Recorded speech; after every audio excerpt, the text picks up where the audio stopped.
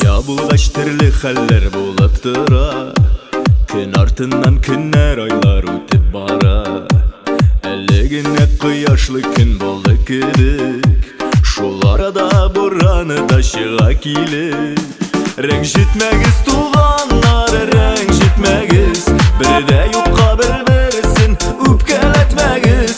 Bir qayşan tuğanlar, bir qayşan yakınlar, canlı şıtkış ağır sözler etməgiz. Rəngşitməgiz tuğanlar, rəngşitməgiz, birdə yoxqa bir-birisin üpkələtməgiz. Bir qayşan tuğanlar, bir qayşan yakınlar, canlı şıtkış ağır sözler etməgiz.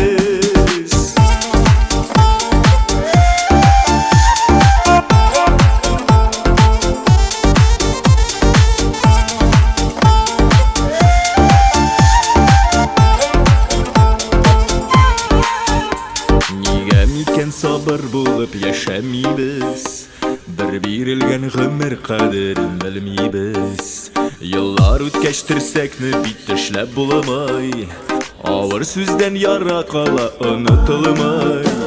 Rəngşitməgiz tuğanlar, rəngşitməgiz, birdə yoxqa bir-birisin üpkələtməgiz. Bir qayşan tuğanlar, bir qayşan yakınlar, canlı şıtkış ağır sözler etməgiz.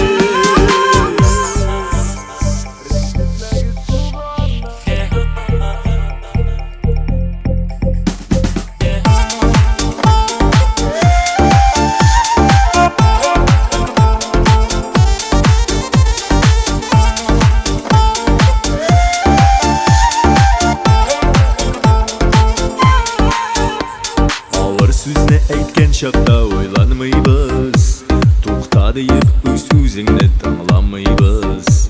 Kadir hürmet ышанычlar yo'qolmasin, to'g'ri aytib o'kinirga hech yozmasin. Rəngşitməgiz tuğanlar, rəngşitməgiz tuğanlar, rəngşitməgiz, birdə yoxqa bir-birisin üpkələtməgiz. Bir qayşan tuğanlar, bir qayşan yakınlar, canlı şıtkış ağır sözler etməgiz. Rəngşitməgiz tuğanlar, rəngşitməgiz, birdə yoxqa bir-birisin üpkələtməgiz. Bir qayşan tuğanlar, bir qayşan yakınlar, canlı şıtkış ağır sözler etməgiz. Bir qayşan tuğanlar, bir qayşan yakınlar, canlı